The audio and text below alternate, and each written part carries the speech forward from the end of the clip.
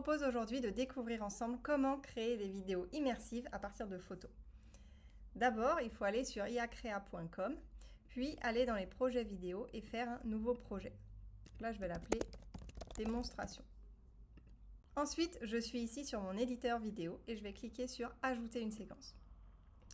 Nous, ce qui va nous intéresser, c'est d'animer des photos. Donc pour ça, je vais me rendre dans vidéo photo avec un texte. Là, je peux choisir des images de ma galerie si j'ai déjà travaillé des images sur iacrea dans la partie home staging ou précédemment dans des projets vidéo. Mais ce que je vais faire là, c'est que je vais en importer des nouveaux. On va commencer par une photo très simple. C'est une photo d'un jardin. Je clique dessus, je clique sur continuer, transformer l'image en vidéo.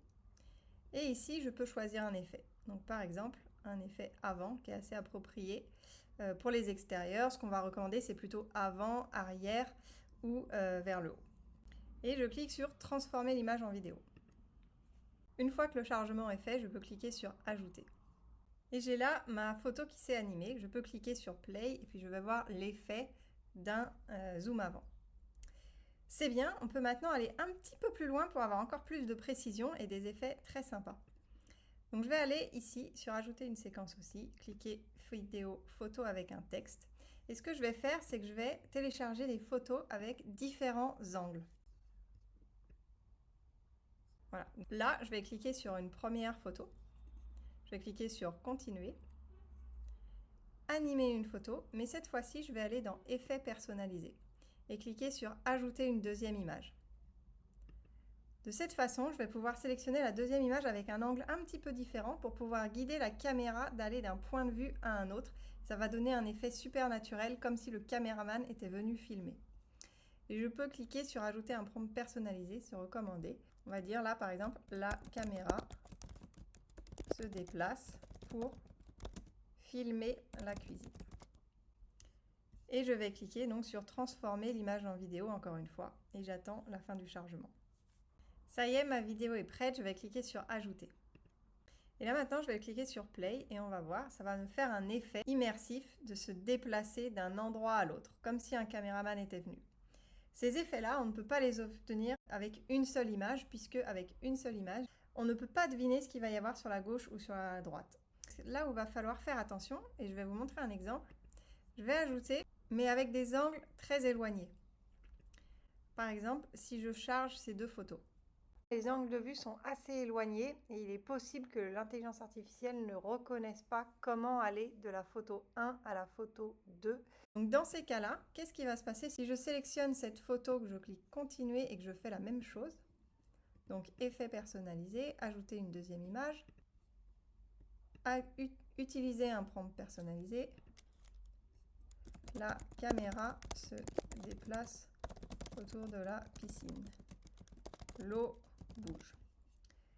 Quand l'angle est trop éloigné, ce qui peut se passer, c'est que ça va mettre le début de l'image 1, puis faire une transition vers l'image 2. Si elle est très éloignée aussi, l'effet risque d'aller beaucoup plus vite, puisque la vidéo qui se crée dure 5 secondes, donc il faut aller du point A au point B en 5 secondes. Donc plus on sera loin et plus l'effet de mouvement sera rapide.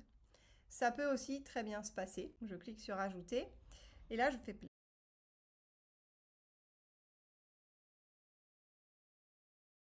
Voilà, donc ça a fait en fait l'effet un peu de transition. Donc il va falloir éviter quand on met deux photos, de mettre des photos avec des angles de vue trop éloignés. Ensuite, quand je suis sur mon éditeur vidéo, je peux bien sûr rajouter du texte, par exemple, jolie maison avec piscine. Je peux changer la taille de la police, également la police en elle-même, changer si je souhaite par exemple mettre une police roboto. Changer les couleurs de fond, etc. Tout ça, c'est dans les paramètres. Je peux aussi changer et faire un mode portrait, un mode carré ou un mode paysage. Le mieux, c'est si j'étais en format paysage, rester en format paysage pour faire mes animations vidéo. Et enfin, ce qu'on va voir ensemble, donc c'est pour faire un effet un peu original, aller dans les photos vidéo avec un texte. Là, je vais uploader une nouvelle image. Je vais faire continuer et là je vais aller dans effet personnalisé, utiliser un prompt et je vais mettre par exemple la nuit tombe. le ciel s'assombrit, les lumières s'allument. Donc là, ça va nous permettre de faire un effet qu'il est quasiment impossible de reproduire dans la vie, à part s'arrêter devant une maison et mettre le mode enregistrement pendant des heures. Là, on va pouvoir l'avoir en quelques secondes. Donc là, ma vidéo est terminée. Je peux cliquer sur ajouter et on va voir ensemble le résultat. Et voilà, donc la nuit est tombée et les lumières se sont allumées. Donc ça, c'est un effet super sympa qu'il n'est pas possible d'avoir autrement. Donc on a vu finalement en quelques minutes comment faire une vidéo très sympa à partir de IA Créa. Les pièges à éviter aussi en mettant 2 angles trop éloignés, ça c'est à éviter.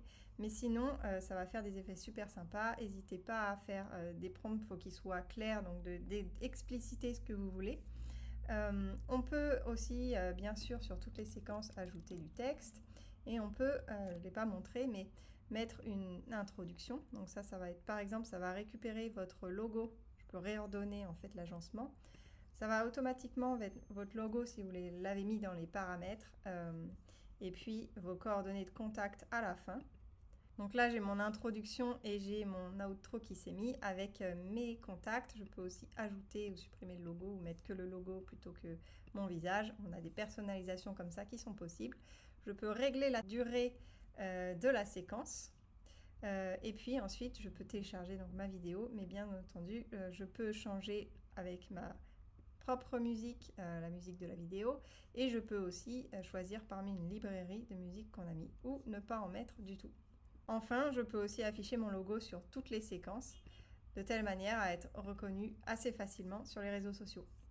J'espère que ça vous aura plu et n'hésitez pas si vous avez des questions. La dernière séquence que je n'ai pas montrée ici, c'est le avant-après. Donc c'est si vous faites du home staging sur IA Créa, vous pouvez cliquer dessus et en fait ça va vous permettre de faire un super effet de la pièce avant home staging et puis après home staging.